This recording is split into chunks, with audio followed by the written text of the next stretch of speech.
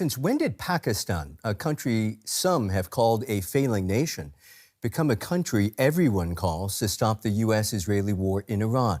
On our live stream today, an unlikely player moves to the center of what is perhaps the world's most dangerous crisis.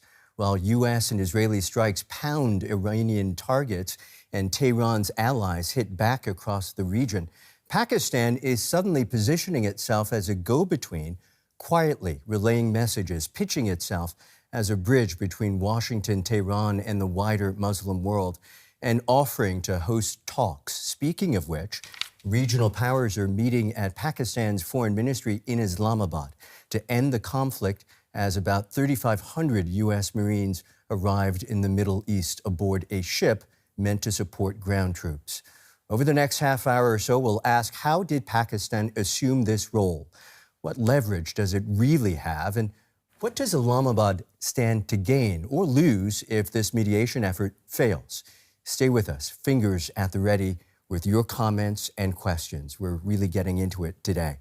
And I can think of no better person to get into it with than my partner today, Binish Javed, who has been covering this story for us. And these talks are taking place, hi everyone, and these talks are taking place in Islamabad because our sources tell us Iran is in constant communication with Pakistan, and due to that established communication in wartime, Pakistan's foreign minister couldn't leave the country. Otherwise, these talks were initially scheduled to be held in Turkey. So now, top diplomats of Egypt, Saudi Arabia, Turkey, and Pakistan are putting their heads together in Islamabad to try to bring United States and Iran to the negotiating table. This, despite deep Iranian mistrust of Washington, continues to cast a shadow over the process. But they're still trying, as all have huge vested interests for this conflict to end. Binish, let's start with first with Pakistan. The country's been working the phones. Tell us about that. So, Michael, yes, Pakistan's foreign minister, who is also the deputy prime minister, and Pakistan's prime minister, they have been busy aggressively trying to reach out to regional leaders. I can tell you that Pakistan's prime minister has spoken with at least 20 leaders over the past week. So they have spoken with Iranian leader, Saudi Crown Prince Mohammed bin Salman, Egyptian leader, as well as leaders of Azerbaijan, Bahrain, Bangladesh, Indonesia, Jordan, Kuwait, Lebanon, Malaysia, and Uzbekistan. And also, Pakistan's foreign minister have spoken with Abbas Araghchi, the foreign minister of Iran, the United Arab Emirates leader, and also Kaja Kallas from the European Union. So they have been trying to speak with these regional leaders, and I think as a result of this very active telephone diplomacy, I would say, we now see that a meeting between foreign ministers of Turkey, of Saudi Arabia, of Egypt, and Pakistan's foreign minister, all of them are now in Islamabad trying to make efforts, or I would say trying to look or go towards a progress that could ultimately bring the US and Iran on the negotiating table. You're still composed. I don't know how you're not out of breath. That has been a breathless string of activity there. Yes, certainly. I mean, on internet, there are memes making fun of Pakistan's foreign minister and Pakistan's prime minister. They're always on phone. But if you go on their Twitter timeline, you will see every day we see that they are making these calls with heads of states and with regional leaders. Well, this heavy lifting is something that they have probably asked for themselves. Why has Pakistan emerged as a facilitator in this conflict? So there are a couple of reasons. I think Pakistan's national security and Pakistan's economic interest is very important. Also, of course, because Pakistan sees itself or wants to see itself as the negotiator, as the facilitator of talks between Iran and the US. And when we talk about Pakistan's national security, I think it's important to explain to our viewers with the help of a map. So Pakistan has strategic interest in stability in the country. So if we can see the map of Iran and Pakistan, Michael, you can see that Pakistan and Iran they share a 900-kilometer long border. And you can see that the border cuts through Sistan, Balochistan province of Iran and Pakistan's Balochistan province. Balochistan is a restive province of Pakistan. It's hotbed of militancy, of insurgency. There are armed separatist groups very active in this province of Pakistan. And Pakistani officials fear that if there's instability in Iran, or if there are hostilities with Iran, then the militants in this border region could be emboldened and they can start aggressively attacking Pakistani state and also civilian infrastructure. And therefore, Pakistan has this interest that the border is safe. But then there are also other reasons. If we can show more pictures, Pakistan also has very strong economic interest in the region. So Pakistan has Pakistan shares. What we see on the pictures are protests that happened in Pakistan after the Israeli and U.S. Attacks killed the Iranian Supreme Leader Ayatollah Khamenei. So, Michael, what happened was that there were protests across Pakistan, and what we see are visuals where protesters tried to storm the U.S. consulate in Karachi. And there were clashes with the police, and around 26 people were killed. The thing is this, that Pakistan has 20% of Pakistan's population is of Shia faith. So this is also very sensitive for Pakistan. These people, the people of the Shia faith, and generally also in Pakistan, they have strong sentiments towards Iran. It's a Muslim country. Pakistan is a Muslim country. So public in Pakistan have good sentiments towards Iran. So these reasons make it very important for the government of Pakistan to have good ties with Iran, because if there is instability, or if Pakistan slightly takes a position that's hostile to Iran, then Shia population in Pakistan can come to streets, can start protesting, and can start asking difficult questions to the government of Pakistan. And in worst case scenario, there can be communal violence in Pakistan. And we should mention, of course, Iran being a predominantly Shia.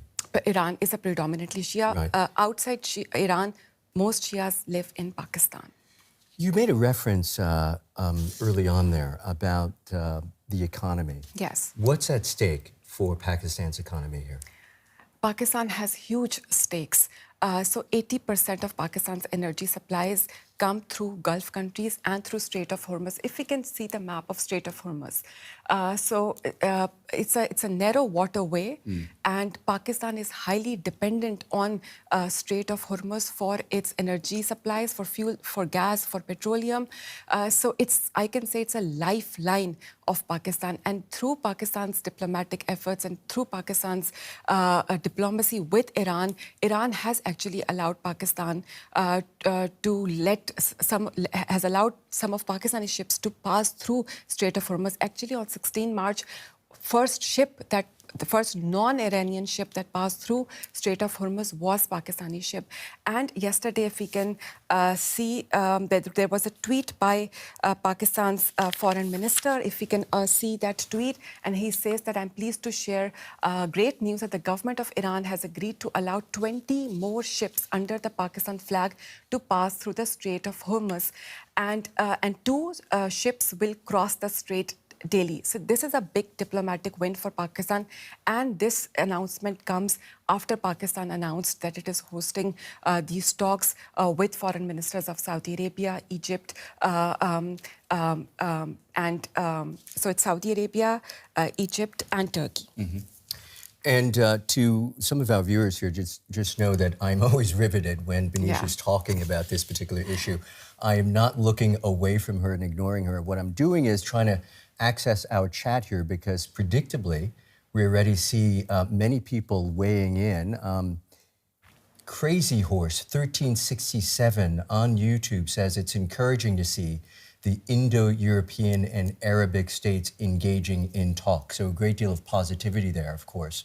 And Wolfvane QS5SU asks, what's going on with Pakistan's war with Afghanistan? Let me put that to you. Yes. What's the quick update there? And that war is still going on. And it just shows how how important stability is for this region. This war with Iran is happening when Pakistan is waging an active war against the Afghan Taliban and what Pakistan says are militant groups in Afghanistan. And there was a brief pause during Eid, but Pakistan has resumed its military operations against Afghan Taliban and militants. And it's a complex issue. Pakistan blames Afghanistan of harboring and supporting militant groups. Pakistan says these militant groups are attacking Pakistan, and Pakistan is it's retaliating, and it's carrying out airstrikes. Have been carrying out airstrikes in Afghanistan, and according to the UN, in some of the airstrikes, civilians have also been targeted.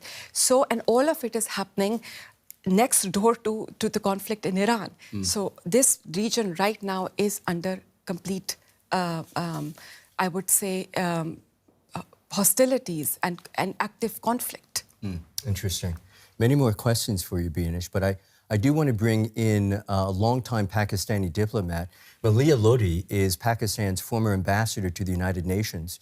She also served as the country's ambassador to the United States and to the UK, and she is author of the book Beyond the Crisis State. Ambassador, appreciate your being here. Sure. Ambassador Lodhi, Pakistan wasn't the obvious first choice as mediator in this war. How did Islamabad position itself for this role, and why now? Well, I think Pakistan was an ideal candidate because of all the regional states, it's only Pakistan that has a good relationship with Tehran. And of course, Pakistan's army chief has a particularly strong relationship with President Trump. So, I mean, I don't think you can find any other country which has this advantage. And then, of course, Pakistan itself, pitched its own offer. It was interested in trying to bring this conflict to an end, which, as you've been discussing so far, has very high stakes for everyone in the region, including, of course, particularly for Pakistan. So there you have it. Pakistan is at the center of I would say, global efforts to try to bring Iran and the United States into some kind of conversation so that they can negotiate an end to this conflict. We have to talk about regional dynamics. How is Pakistan navigating its position alongside players like Saudi Arabia, Egypt, and Turkey? What I'm getting at is, what in a nutshell is the relationship between these countries? And what about that might prove most challenging for Pakistan? I don't think there's a problem with having these relationships. In any case, Pakistan has very, very successfully been balancing its relationship. Actually, the key relationship is with Saudi Arabia, with which it has a defense agreement, a mutual defense agreement. Turkey, Egypt, are in a different category. But of course, Pakistan has been cooperating and collaborating closely with these two countries because they too have been passing messages back and forth between Tehran and Washington. But the key here is how Pakistan has managed to balance its relations with its neighbor, Iran, which has faced aggression, and Saudi Arabia, which, as I said before, Pakistan has a defense agreement with. And I think it's managed to do that by demonstrating that whereas it condemned the Israeli-American attacks on Iran on the one hand, it also condemned Iran's retaliatory attacks on the Gulf states, including Saudi Arabia. So, it's steered, it's walked, it's a tightrope that it's walked, but so far it has managed it extremely well. And Ambassador Lodhi, really good to speak to you. We often communicate together. It's always a pleasure to speak to you. And if our producer can quickly bring that map again, in which we saw the Gulf countries and along with Iran and Pakistan. So Ambassador Lodhi, we see that, as you mentioned, that Pakistan has condemned Israeli and US attacks on Iran, but Pakistan has also condemned the Iranian attacks on these Gulf nations. We see this map. Explain to our viewers and our audiences what's at stake for Pakistan when it comes to Gulf countries, countries like Kuwait, Saudi Arabia, Qatar, where we know that millions of Pakistanis work? Well, several things. Pakistan has had long-standing diplomatic relations. In many of the Gulf countries, it has sent military advisors to help them. But above all, I think 90 to 95% of Pakistan's oil imports come from these countries, the Gulf countries. So you can see the stakes. The stakes are political, diplomatic, military. I mean, these are dimensions of Pakistan's relations with these countries. And of course, the all-important economic factor. Unless Pakistan gets its oil in, it can, its economy will be hit for a six. And again, it has managed to do that. In fact, it has had to take austerity measures to conserve fuel and ensure that there's enough flowing. And plus, what you showed before, which is it has managed to persuade Iran to allow oil shipment to come through the Strait of Hormuz headed towards Pakistan. And when talking about Iran, there are reports that Pakistan is the only country with which Iran has been speaking to. What makes Pakistan a credible partner for Iran? Why is Iran trusting Pakistan so much? Well, I think if you look at what happened last year when Iran was also attacked by first Israel and then the United States, I think Pakistan, amongst, I would say, all Muslim countries, including Arab countries, stood out by the outspoken manner and strong manner in which it showed solidarity with Iran and condemned these strikes on Iran. And then after that, we saw a stream of top Iranian officials visiting Pakistan, some to particularly thank Pakistan for its solidarity during that crisis, and some to, to consolidate the relationship. So this relationship has really been strengthened, I would say, over time, but particularly since last year. There's risk here, Ambassador, isn't there? I mean, we understand that Pakistan has deep ties to Iran, but also relies heavily on Gulf allies. What does Pakistan stand to lose if this mediation effort fails or if it's seen as tilting too far to one side? Well, I think Pakistan would be very careful not to be seen to be tilting anywhere except in favor of peace. I think it'll be tilting heavily towards peace. I mean, the risks are always there, but, as they say, no risk, no reward.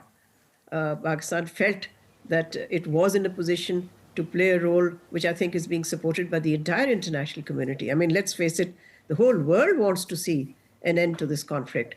And if a country comes forward with all the risks that there may be, I think, it's worth taking the risk. Clearly, Pakistan calculated the risks involved and felt that it had to do the right thing. Sometimes you have to be on the right side of history. Ambassador Lodhi, if we follow the statements coming out of Iran, we see that there is a deep mistrust from Iran. What, in your opinion, could be some of the concessions the US could realistically agree that could finally bring Iran to the negotiating table? Well, I don't know about concessions, but certainly I think the core sort of demand or expectation on the part of Iran would be that not only is this conflict brought to an end, but that there are assurances given to Tehran that there would be no further attacks and aggression either by the United States or Israel. And I think a concern for not just Iran, but I think many countries in the world would be the role of Israel. I mean, even if the US, which is under enormous pressure right now, both domestically and on the economic front, I mean, you can see what the turmoil in the global oil markets are doing to the United States. And obviously, the US is looking, I think President Trump is looking for an off-ramp as the pressure builds on his country. But Israel, that's the big question. Israel can act as a spoiler. So I think from Iran's point of view, they would need ironclad assurances from the United States that even if the US stopped bombing, Israel would not revert back to attacking Iran, and that also Israel will stay away from the kind of actions that it is undertaking, for example, in Lebanon against Hezbollah. So, that would be, I think, the core concern or the core demand from Tehran's point of view. Ambassador, you mentioned Israel being the spoiler. We have lots of people chiming in on our chat. One of them, Mustafa Adel Ali, writes, even if all the countries reach an understanding with Iran, it's hard to imagine U.S. and certainly Israel backing down. That seems to back up what you're saying. Well, as I said, Israel might not, but the U.S. has now increasing incentives to back down because the pressure, as I was saying, there's domestic political pressure, of course. I mean, there's the prospect of losing the midterm congressional elections. You saw only yesterday the kind of protest rallies that took place all across the United States. Now, a very strong element in those protests was anti-war sentiment. So there's that pressure. And then, of course, the economic pressure is much greater, I think, for Trump than even this political pressure. How long is he going to continue to see the turmoil that I mentioned before in the global energy markets? Now it is said that other commodities are also being affected, and a possible world food crisis is even threatened. So, given all of that, I would think that Trump, and plus, you see, I'm sure that President Trump can now see he's failed to achieve any one of the objectives that was stated. And as you know, there were several objectives that were stated at different times. He thought there'd be regime collapse. There wasn't. He thought that somehow Iran would surrender and that the war would not last more than 2 or 3 days. Well, that didn't happen either. He thought that by decapitating Iran's top leaders, the government would begin to go into complete crisis and, go into chaos, in fact. That didn't happen. So really, and then he also, I think, totally miscalculated that Iran would launch these retaliatory strikes on Gulf countries and then the economic impact of that. So I think the pressure on him is enormous. It's Israel that we don't. Yeah, go ahead. I think at this point, most of the players are in a position where they should have learned from the past 4 weeks that you don't take certain things for granted. And it occurs to me that Pakistan certainly shouldn't take things for granted as well. A question that's come up in conversations is, even though Pakistan is playing this role as broker, as peacemaker, given the tensions in the region and each country, each entity justifiably working for its own self-interest, is there a plausible scenario in which Pakistan gets drawn into this conflict? And how likely is that? No, I think that's Pakistan's red line. There is no way Pakistan will, get drawn in or sucked in. That's why it's playing the role of peacemaker.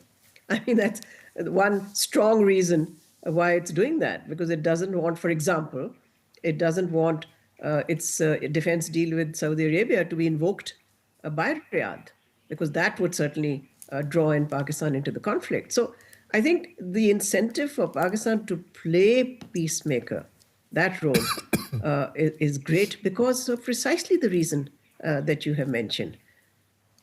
And Ambassador, if we go back to what you talked about Saudi Arabia, that Pakistan has this defense pact with Saudi Arabia. And if our producer can play some of the pictures of the defense agreement that Pakistan signed with Saudi Arabia last year, and that changed the whole dynamics of the region. So according to this agreement, if an attack happens on Saudi Arabia or on one country, the other country has to respond. So Ambassador, my question to you is, how has Pakistan been able to balance its relations with Saudi Arabia, with which it has this important strategic defense pact, and at the same time, it's balancing its relations with Iran and making sure that the temperature between these two countries is lowered? Well, I think one of the things that Pakistan has done during this war or during this crisis is to relay messages back and forth between Riyadh and Tehran. And also Pakistan has tried its very best to persuade Tehran to desist from launching attacks on Saudi territory, or on Saudi Arabia. I mean, that's one way that it has sought to balance, as you were saying. But at the same time, I think it's very clear that there is no way Pakistan will enter this war on behalf of anybody. Agreement or no agreement, Pakistan will not enter this war. And for our viewers, Ambassador, we spoke about this earlier, that in 2015, there was Saudi Arabia and UAE wanted Pakistan to become a part of the conflict in Yemen, but Pakistan Parliament voted against it, and it didn't. And one of the reasons was that it was against Houthis, which are backed by Iran. So Pakistan was made sure that it doesn't antagonize Iran. Ambassador, finally, That's based on... exactly. Sorry, please respond. Go ahead. Finally, No, based ahead. on your... I just wanted... Please go ahead. No, I just wanted to endorse what she said. Pakistan declined because it was not in Pakistan's national interests, plain and simple. Just like getting drawn into any conflict now will not be in Pakistan's interest. So finally, Ambassador, based on your experience at the highest levels of diplomacy, what would meaningful success actually look like for Pakistan in this role? A ceasefire, back-channel talks, or simply preventing a wider regional war? I think all of the above. I think we need to see a comprehensive political settlement, not just a pause in the fighting, because that won't do it. I think Pakistan would also want to see the US restrain Israel. That's key for any ceasefire or peace agreement to endure or to survive. And I think Pakistan would also, like others, I mean, I don't think these would be unusual expectations on my country's behalf. Pakistan would want to see eventually a live and let live situation in the Middle East. Because remember, the strategic equation in the Middle East has been changed by this war. The regional order has been upended. So a new regional order would have to be constructed. And for that, clearly, the desire would be to see cooperation amongst countries and not antagonism. Okay, Ambassador Maleeha Lodhi, many, many thanks for your time, and particularly your perspective. Really appreciate it. Thank you. Thank you. Joining us now is Marc Pierini. He's a former EU ambassador to Turkey and Syria, now focusing on the Middle East with the Carnegie Europe think tank.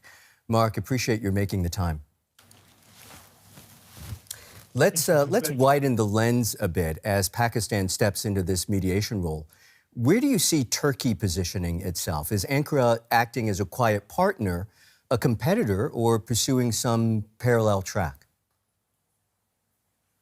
I would say that all four countries gathering today with Pakistan are interested one way or the other in mediation, simply because they all have, one way or the other, something very important to lose in the current war on Iran. So Turkey is fearing the economic impact for, in particular, energy, but it's also fearing the Kurdish factor. The Iraqi Kurds, Iranian Kurds, all this is worrying for Turkey's own effort to bring peace with its own Kurdish population. So that's one element.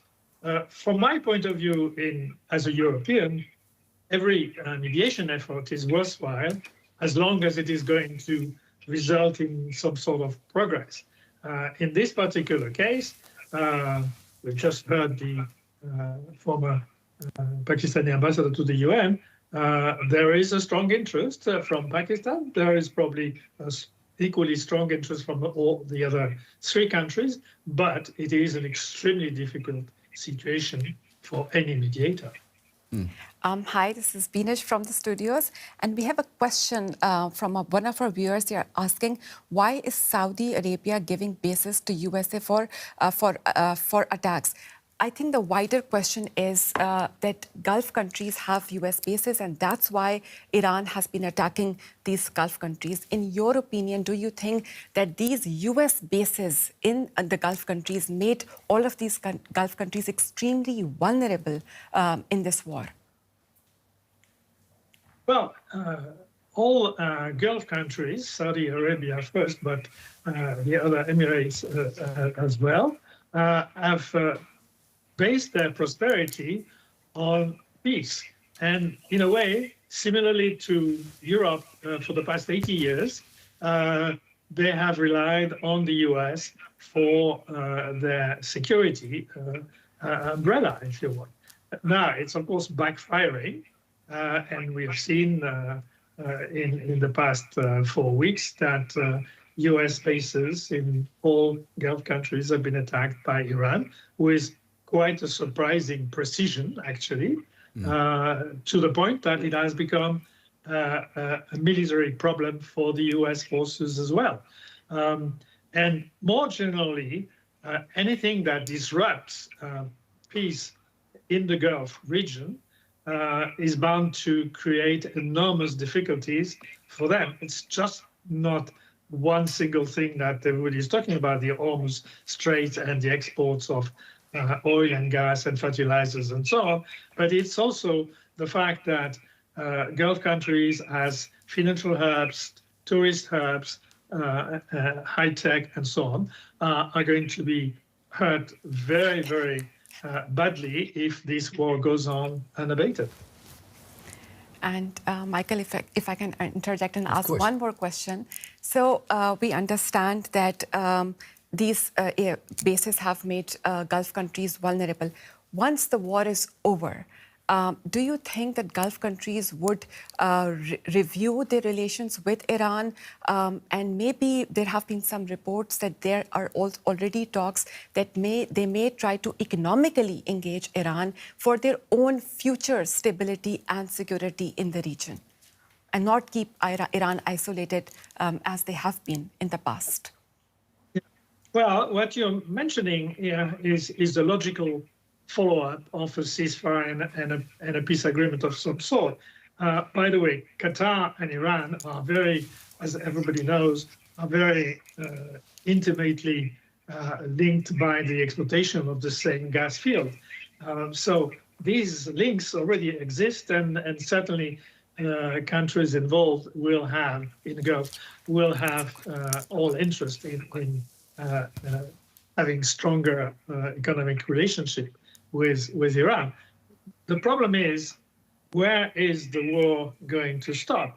Because countries trying to mediate, or countries in the Gulf region in general, they're currently stuck between a fiercely determined Israeli government with probably very little outside influence bearing on their decision, perhaps not even the US, and what I would call, to use a kind word, a fluctuating US policy.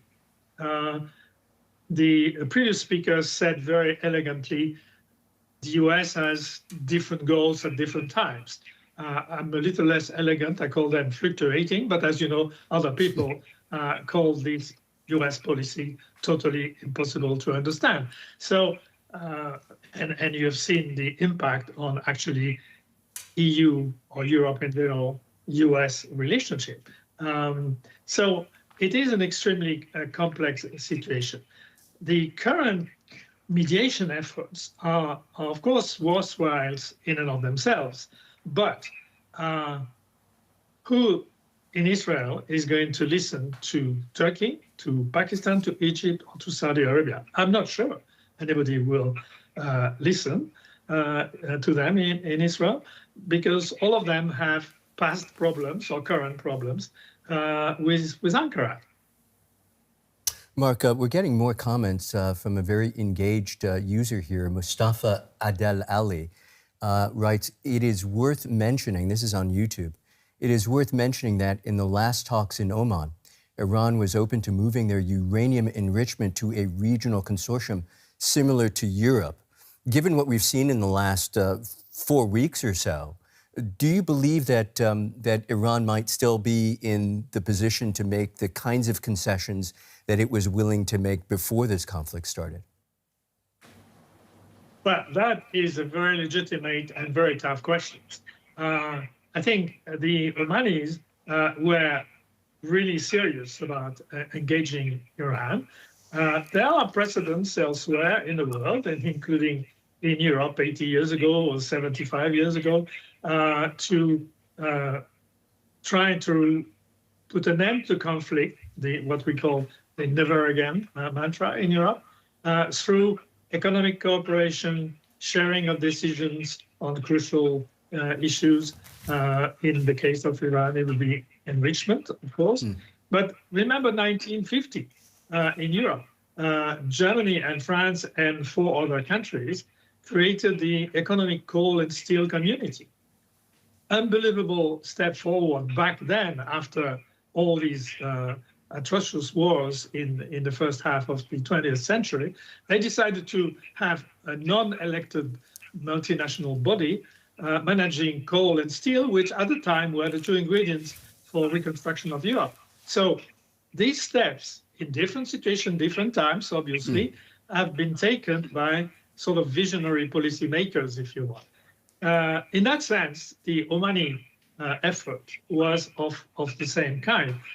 The problem we can see right now is that after this devastating war on Iran, you may not have the space for this. Not just the political space, not just the complication of the Iranian political system, where you have different branches, as everybody knows, but simply because the part of the Iranian population, which at the beginning was clearly in favor of regime change, has now been itself devastated by, strikes, collateral damage, the collapse of infrastructure, and so on and so forth. So maybe the support in Iran to have regime change, maybe that is not as strong as before today.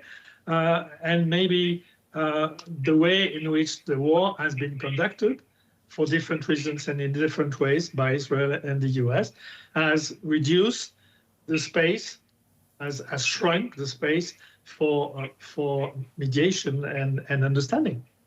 Marc, stay with us for a moment. I just want to pose a question to my co-host here. Bunish, I wonder, what is the sense that you think people have in Pakistan today, right now, about the role that the government appears to be taking in these peace talks? Michael, Pakistan, I can say with confidence that overwhelmingly people are pro-Iran. They are pro-talks, they are pro-negotiation. They want this conflict to end. There is Pakistani people, and not only Pakistan, I would say people in Bangladesh, in Afghanistan, India, they have been directly impacted. There have been increase in fuel prices, there have been shortages of gas, and so people are being directly impacted by this war. So there's a huge understanding that Pakistan and other countries, people in these countries will be affected if this war continues. And therefore, so there's one economic reason. And secondly, many people in Pakistan are still traumatized by the 20-year invasion of the US in Afghanistan. And that war changed the entire country.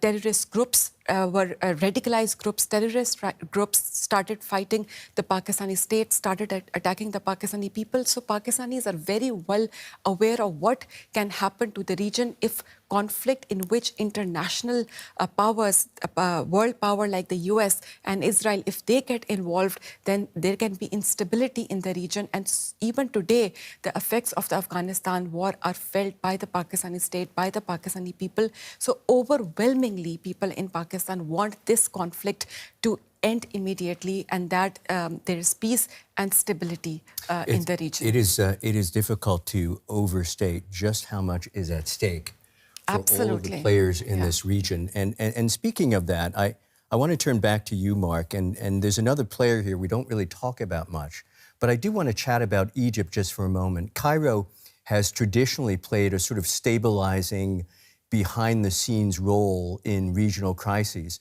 Do you see Egypt stepping forward or keeping a lower profile? Well, the European Union, to say the least, and as a long-retired EU ambassador to the region, I'm really sorry about it, but the EU is currently not equipped to weigh in any meaningful manner in conflicts that the one we're talking about today.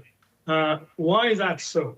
So there's a fundamental reason that is not visible on the surface of things, which is that the current setup of EU diplomacy, as you know, we have a president of the European Council, Antonio Costa, you have president of the Commission, Ursula von der Leyen, you have the High Representative Kaja Kallas, and we have the Council of Ministers and the Council of Heads of State and Government. This is very complex, and in situations that recently were very difficult, like the COVID crisis, for example, they were able to bring about serious decisions, quick decisions, because it was needed. And as unprepared as everybody was back then in 2020, it produced results. But in a situation like Ukraine, which started 4 years ago, you've seen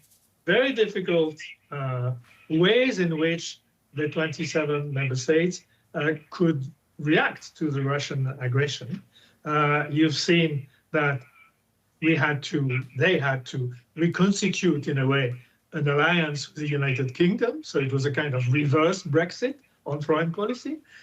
You've seen that countries like Hungary, heavily influenced by Russia, heavily influenced by the Trump administration, has dissented all along for 4 years with EU consensus, trying to delay decisions on oil embargo, for example, other things, the financial package for Ukraine and so on. So this is the situation we had when this war on Iran started. And of course, this war on Iran started without the minimal information, let alone consultation, between the US and European leaders. Not the UK, not Berlin, not Paris, nothing. So when things started to turn pretty worrying for the US in military terms, there was a request for assistance, for example, assistance about the Strait of Hormuz. And most European leaders, I say most because we still have Hungary dissenting, of course, but most of those who matter in terms of military decisions, that is the largest country by definition, they say, no, not our war. We don't do things in that way. We've not been informed. We disagree with a number of decisions that have been taken. So basically what you have is the EU in the past 4 years stuck between a rock and a hard place, meaning the Kremlin and the White House. The White House of late, the White House Trump 2 administration. And then you have, don't forget that particular element, since December last year, the White House has issued, with the signature and the seal of the US president, the National Security Strategy, which, if you read the chapter on Europe, is simply the launch of an ideological war against Europe and against the European Union in particular. So, you know, Europe is frankly facing two issues here. One is that it is not properly equipped as a decision-making system. So that will have to be revised, but that is linked to many other issues than just the war in Iran. And second, it is facing a hostile attitude from Washington, which is the last thing European leaders would have imagined 15 months ago. Right. Which of the two countries, Egypt or Turkey, is better positioned, you think, to influence the trajectory of this war?